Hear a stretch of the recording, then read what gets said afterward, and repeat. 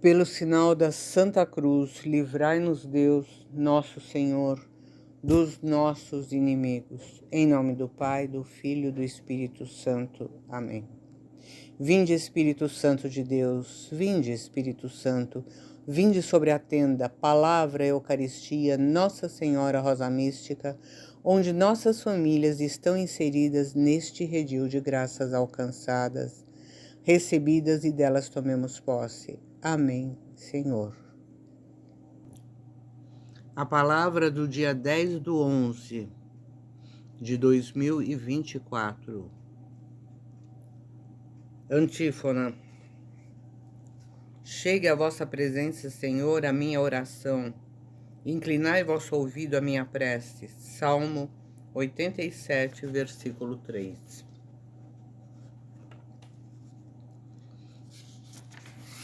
Primeira leitura, 1 Reis, capítulo 17, versículos de 10 a 16.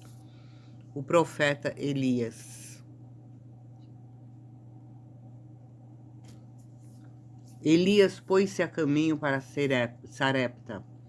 Chegando à porta da cidade, viu uma viúva que ajuntava lenha.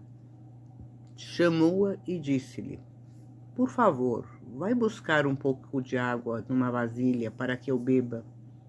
E indo ela buscar a água, gritou Elias: Traze-me também um pedaço de pão. Pela vida de Deus, respondeu a mulher, não tenho pão cozido. Só tenho um punhado de farinha na panela e um pouco de óleo na ânfora. Estava justamente apanhando 2 pedaços de lenha para preparar esse resto para mim e meu filho, a fim de o comermos e depois morrermos. Elias replicou: Não temas, volte e traze como disseste, mas prepara-me antes com isso um pãozinho e traze-o para mim. Depois prepararás o resto para ti e teu filho, porque eis o que diz o Senhor Deus de Israel: a farinha que está na panela não se acabará, e a ânfora de azeite não se esvaziará, até o dia em que o Senhor fizer chover sobre a face da terra. A mulher foi e fez o que disse Elias. Durante muito tempo, ela, seu filho, além de Elias, tiveram que comer. A farinha não se acabou na panela, nem se esgotou o óleo da ânfora, como o Senhor o tinha dito pela boca de Elias. Palavra do Senhor. Amém, Senhor. Meus servos e filhos, acompanhem a história de Elias mostrando a vocês uma experiência dele comigo, Deus Pai. Sou eu, aquele que tudo posso e tudo faço para aqueles que necessitam, tendo a sua fé exercitada diante da necessidade humana. Elias pediu, ela partilhou o que nem tinha e depois o milagre aconteceu diante daquele que era mantido pela sua fé.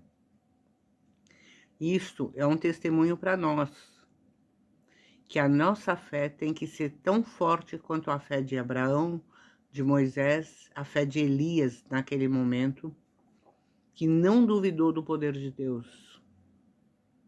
A nossa fé, no entanto, é menor que um grão de mostarda, porque nós dizemos, eu tenho fé, mas na hora que as coisas acontecem, nós entramos em desespero.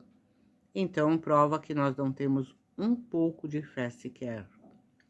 Vamos desenvolver essa fé de Elias, de Abraão, de Moisés em nossos corações, porque atravessaremos todas as dificuldades que estão por vir, sustentados por esta fé de Deus.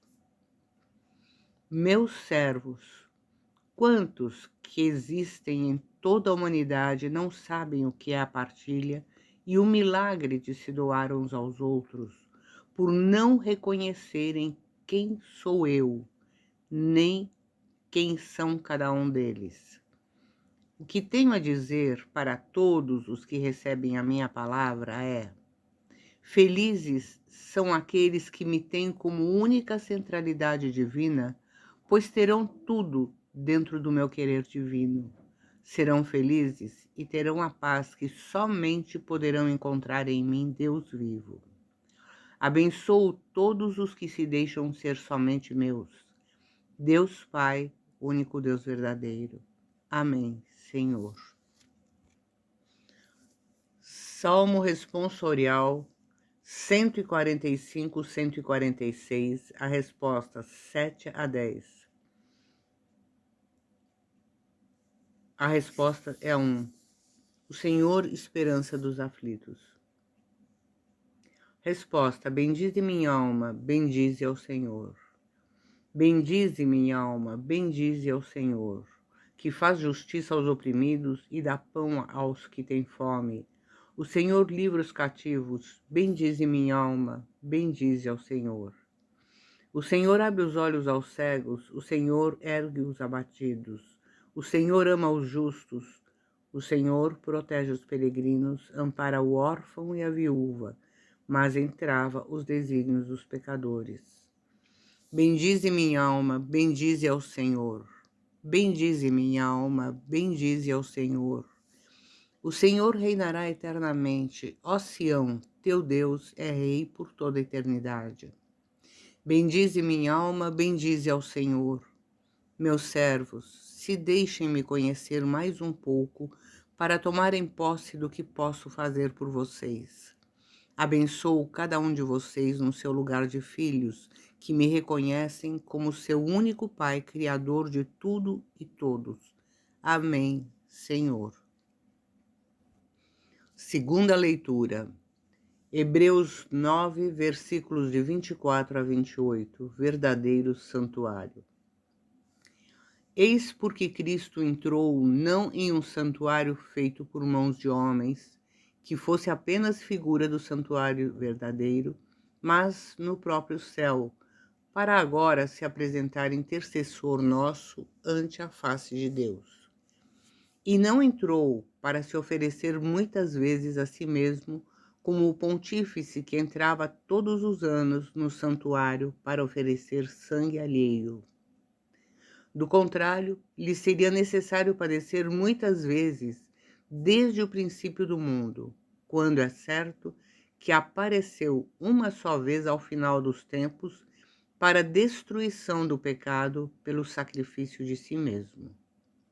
Como está determinado que os homens morram uma só vez e logo em seguida vem o juízo, assim Cristo se oferece uma só vez para tomar sobre si os pecados da multidão e aparecerá uma segunda vez, não porém em razão do pecado, mas para trazer a salvação àqueles que o esperam. Palavra do Senhor. Amém, Senhor. Entrada de Deus Pai. Meus servos, filhos meus, recebam a minha verdade divina que a minha palavra lhes coloca, pois o meu Filho amado não entrou em santuários feitos por mãos humanas, mas sim no santuário único, verdadeiro e divino, que é o próprio céu, para agora se apresentar como aquele que vem ante a minha face, Deus vivo, uma vez que ele jamais se apresentou no humano, oferecendo sangue alheio. Ele, como divino, apareceu uma só vez com o objetivo de destruir o pecado pelo seu próprio sacrifício. Como foi determinado que os homens morram uma só vez e logo em seguida vem o juízo. Ele aparecerá uma segunda vez, não em razão do pecado, mas para trazer a salvação àqueles que o esperam. Então, filhos, neste conhecimento divino da minha palavra, assumam o seu lugar de filhos para tomarem posse da salvação que já foi implantada por ele, esperando de vocês uma abertura de alma, se deixando ser meus, dentro do que desejo e quero de vocês.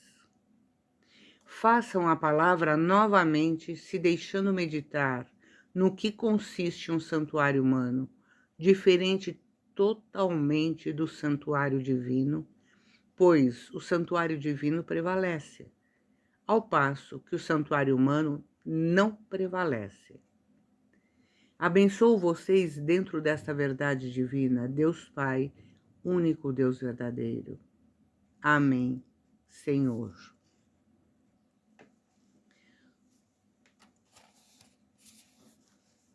Santo Evangelho. Aleluia, aleluia, aleluia. Felizes os pobres de espírito, porque deles é o reino do céu. Aclamação ao Santo Evangelho segundo São Marcos, capítulo 12, versículos de 38 a 44. Contra a hipocrisia dos escribas, oferta da viúva. Ele lhes dizia em sua doutrina: guardai-vos dos escribas que gostam de andar com roupas compridas, de ser cumprimentados nas praças públicas e de sentar-se nas primeiras cadeiras nas sinagogas e nos primeiros lugares nos banquetes. Eles devoram os bens das viúvas e dão aparência de longas orações. Estes terão um juízo mais rigoroso. Jesus sentou-se defronte do cofre de esmolas e observava como o povo deitava dinheiro nele. Muitos ricos depositavam grandes quantias. Chegando uma pobre viúva, lançou 2 pequenas moedas no valor de apenas 1 quadrante. E ele chamou seus discípulos e disse-lhes: em verdade vos digo, esta pobre viúva deitou mais do que todos os que lançaram nos cofres, porque todos deitaram do que tinham em abundância. Esta, porém, pôs de sua indigência tudo o que tinha para o seu sustento. Palavra da salvação. Amém, Senhor. Entrada de Deus Pai. Meus servos, filhos meus, se deixem refletir no conhecimento divino da minha palavra, que ensina a vocês, pois quando me doarem e ofertarem, deem com o coração, alma e espírito. Somente assim os poderei receber, para então lhes corresponder. Não lhes adianta orar se o seu coração, alma e espírito estiver somente no humano. Deixem-se estar diante de mim, Deus vivo, com toda a sua entrega, saindo do seu desejo e querer de filhos. Uma vez, um sacerdote explicou para nós que este doar, o pessoal que tem dinheiro chegava e tinha várias urnas com valores diferentes. Então, ele chegava naquela, digamos, de R$1.000, um exemplo, e botava o dinheiro e tinha uma pessoa que anunciava: fulano de tal depositou R$1.000. Na outra de 500 a mesma coisa, ia descendo os valores. E tinha uma última para as pessoas que não tinham nada para pôr e põe um pouquinho só. E nessa não tinha ninguém que anunciava. E é nessa urna que a mulher depositou o dinheiro dela.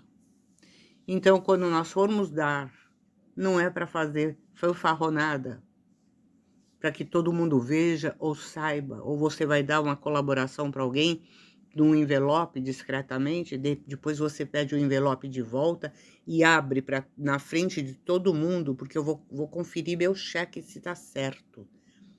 Não é esta a forma de doar. A forma de doar é com o coração aberto. A entrega eu estou dando ao meu Deus, ao meu Senhor, e não a uma pessoa humana. E eu estou dando a Deus com alegria, com júbilo, porque é para Ele que eu estou oferecendo. Vocês compreenderam a diferença? Façam a palavra novamente, se deixando refletir no doar humano, diferente do doar divinizado, que é a minha entrega total, de serem filhos, imagem e semelhança minha, Deus Pai, único Deus verdadeiro. Abençoo vocês neste aprendizado do doar divinizado, Deus vivo. Amém, Senhor.